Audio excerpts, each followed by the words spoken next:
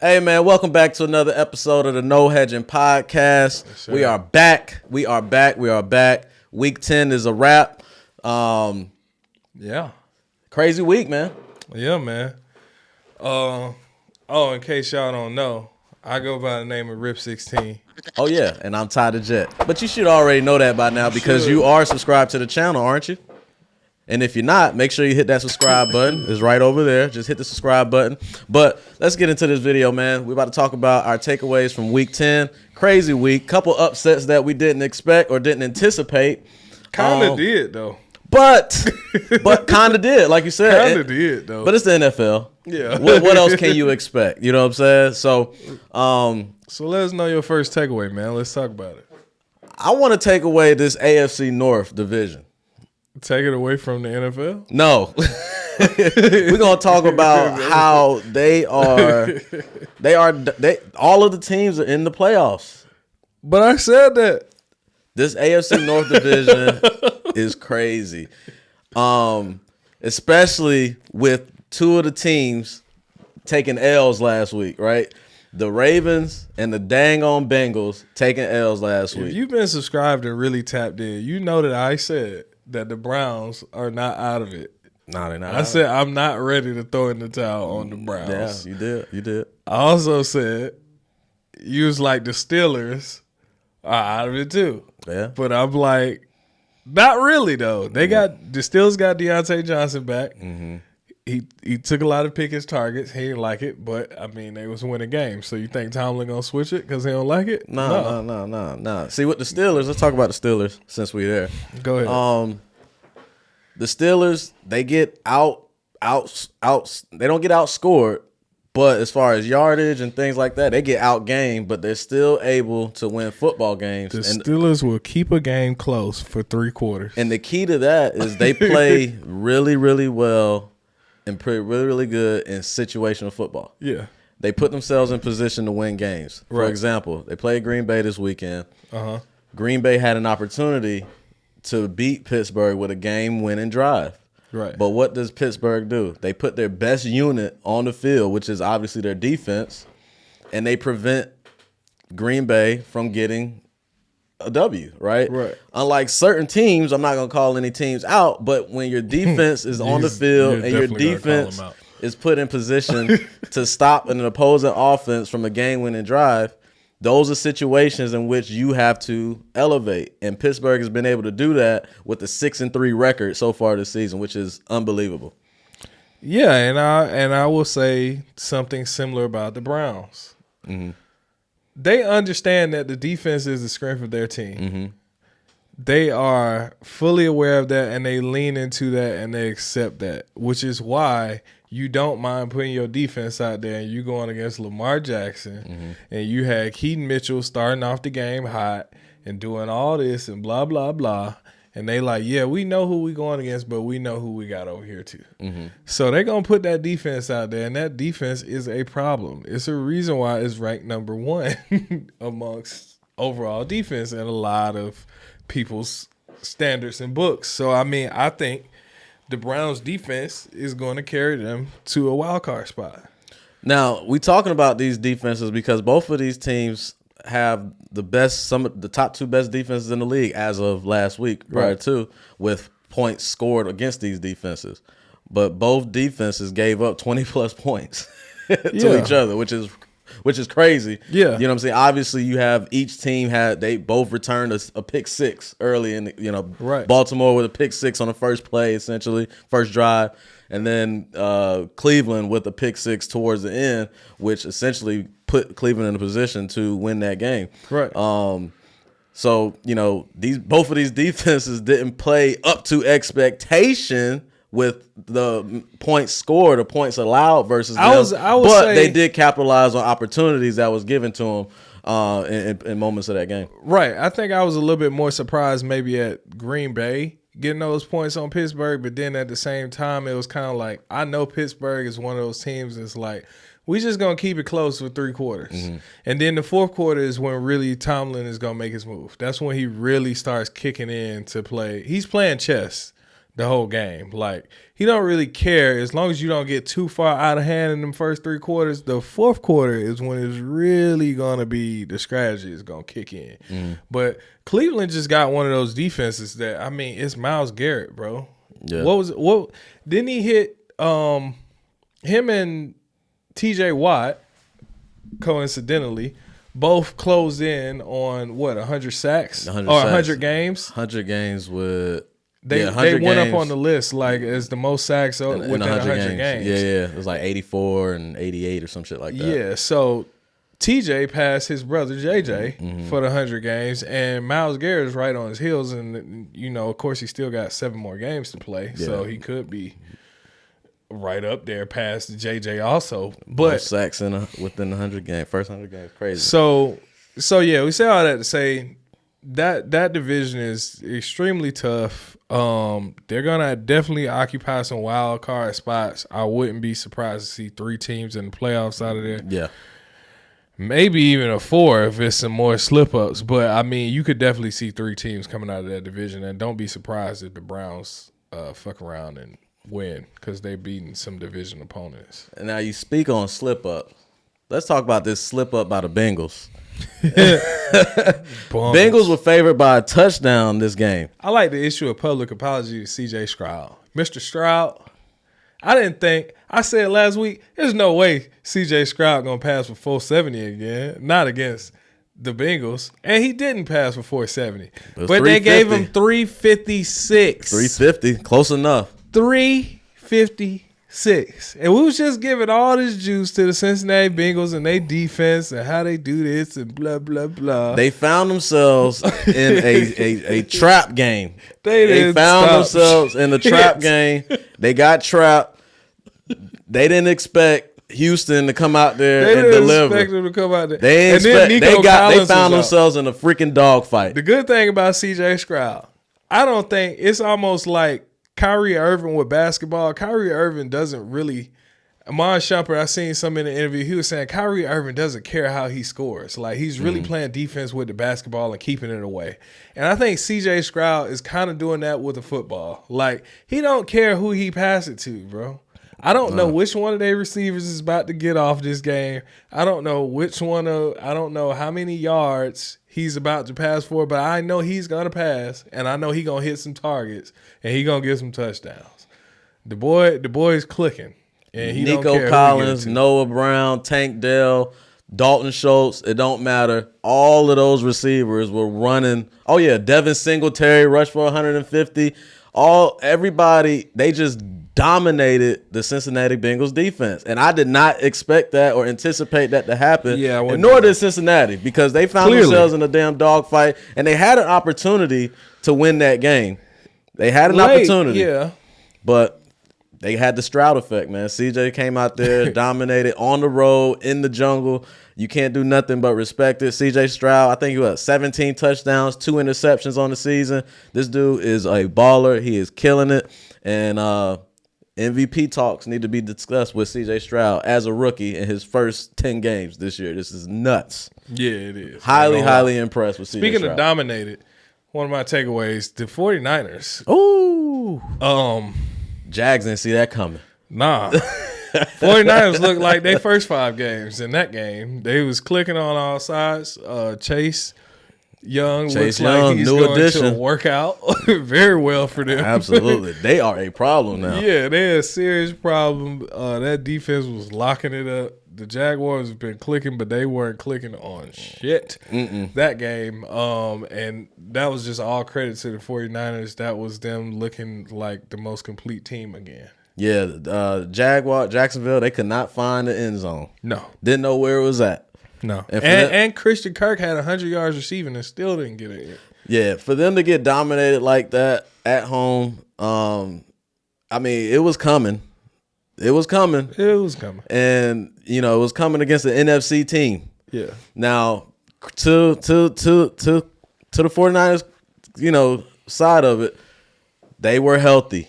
Debo came back. Right. Trent Williams came back. Christian McCaffrey, he was a little bit healthier. Stopped his touchdown streak, which sucks. You know what I mean? He tied. He didn't get it, but they tried to force it. But Other than that, but Brock Purdy looking good. You know what I'm saying? Once he has his whole arsenal with him, we can see what Brock Purdy can do on the offensive side of the ball. Like if you got all these weapons, you know what I'm saying? It was really it takes off a lot of pressure from him making all these throws. It's hard to fail. Yeah, it's hard to fail with all these weapons. And then you got your defense playing lights out because they've been getting criticized for the past couple weeks. Yeah, because they gave up some pass. Even Travarius Ward stopped some stuff and shut some stuff down. I seen him make a couple good plays out there. It was like, okay, he been getting picked on. Mm-hmm. So, and he said no more. Like, he ain't going for that shit today. Kyle Shanahan told Steve Wilks, he said, bring your ass down from that booth and get on this field. Making changes. And you see what they did. They rout Jacksonville on the road. Crazy game.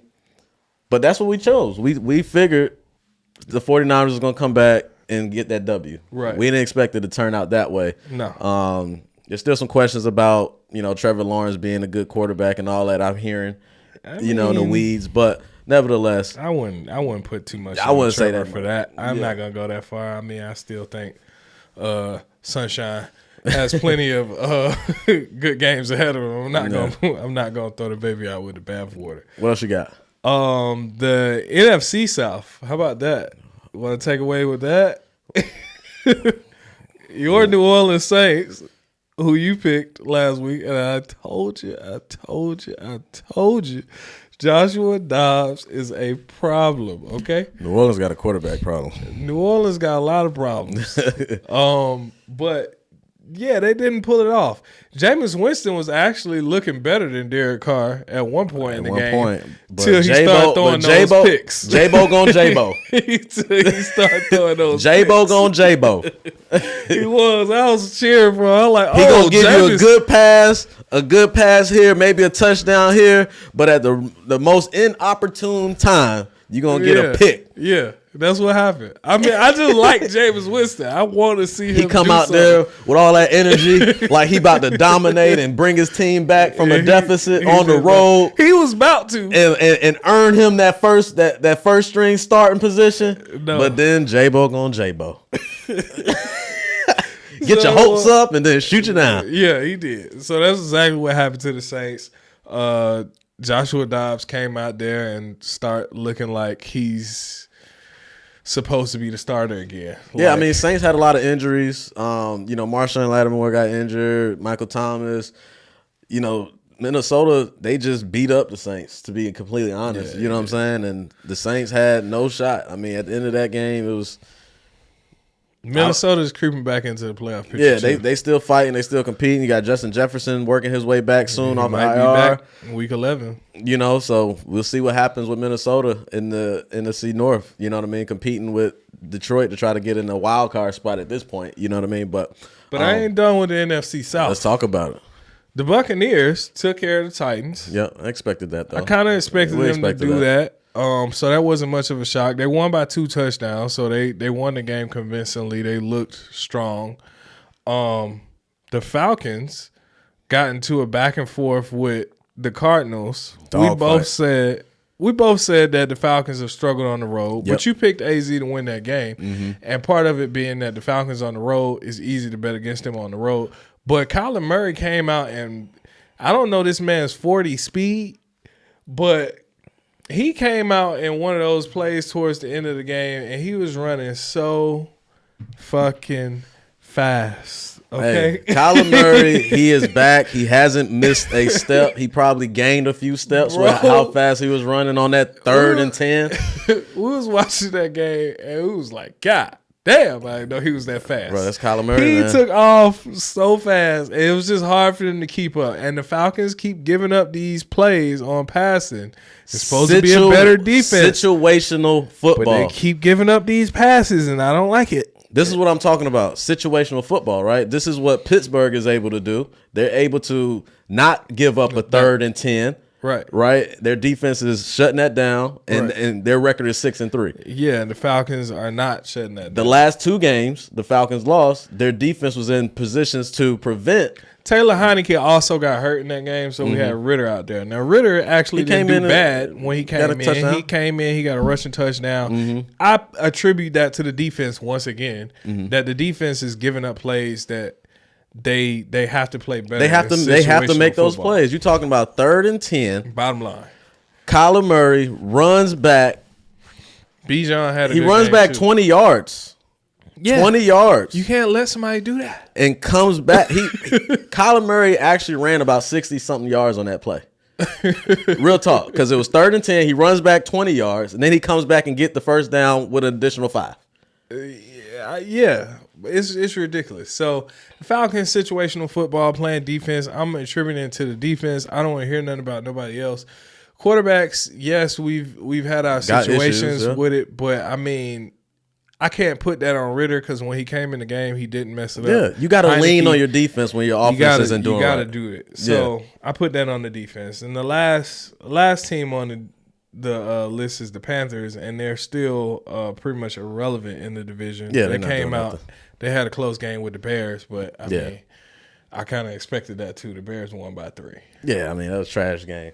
Yeah, Buffalo though. I got Buffalo in here on my takeaway. They are in trouble. They are done.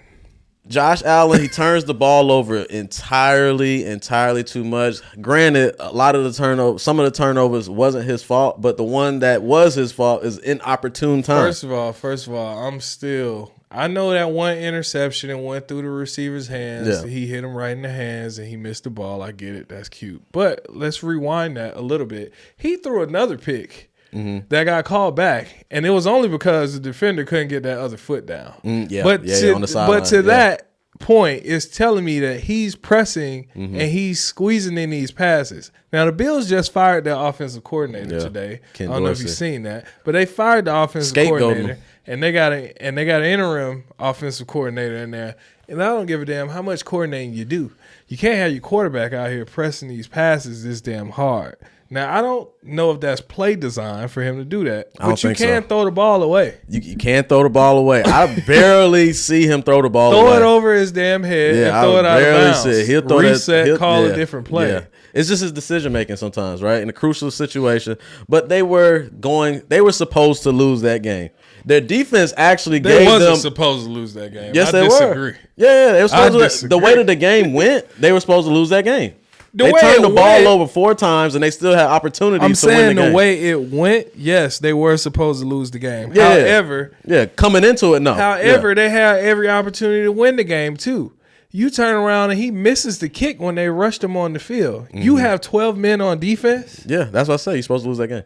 You making mistakes that you shouldn't make. Yeah. That they're self-inflicted mistakes. It's not the other team out here just doing something so crazy. They're doing things that bad teams do. Yeah, they do. They are. They're doing things that bad teams do. They look penalties. Bad. You turning the ball over. You're not capitalizing on opportunities. That's what they do. They're doing what bad teams are doing. And it's a mess in Buffalo right now. I don't know what they're going to do to fix it or how they're going to do or how they're going to fix it. A couple Congratulations to the Miami Dolphins. You have locked up the division. Yes, you have. You're already in the playoffs. Just start prepping for that. And Buffalo has a tough schedule. They have a terrible schedule left. This was a game they needed to win, and that's why I said they're done. Yeah. Put a fork in them. Yeah. So yeah, man. Those are my main takeaways. I'm not sure if it's something else you've seen on this chaotic week that stood out to you. Maybe the Lions and the Chargers. But that game it was a shootout. Yeah, a shootout. It was more of a shootout than I expected it to be. I expected the Lions to be a little bit more dominant than that. But that told me a lot about the Chargers' offense. That defense still ain't shit. Obviously. But that told me a lot about the Chargers' offense because they put up 38 against a pretty decent Lions defense. Yeah. So I give them some credit for that. But other than that, Chargers got problems. Bills got problems. We all got problems. I mean, the AFC is really wide open, man. I mean, every week this thing is going to kind of change and fluctuate with who's getting in where, what positions, seating, and all that stuff. So, I mean, it's still a lot of games and a lot of season left to be played. A lot of season left for sure. Things can happen. These 7 games gonna count. It's not gonna be too many people resting, taking it easy. I can tell you that now. So y'all stay tuned. Y'all watch out. I think a lot of people are still gonna be active. They're gonna push for some spots, and I don't blame them because the way things set up, somebody could fumble, figuratively, and lose their position easily. So I expect these teams to be battling all the way to the end. I don't expect people to be resting up and taking breaks and shit too tough. Yeah, but you gotta love it, man. It's NFL. It's storylines everywhere. Yeah. Every week is a different storyline, and we love it. But we'll wrap this thing up, man. Week 11. Stay tuned for the next video. Week 11 rundown, best bets, and the dog of the week, man. Y'all stay tuned. Like it, share it, subscribe it, and we'll be back. We'll see you on the next one. We out. Damn, you know what I just noticed? What? The camera is up.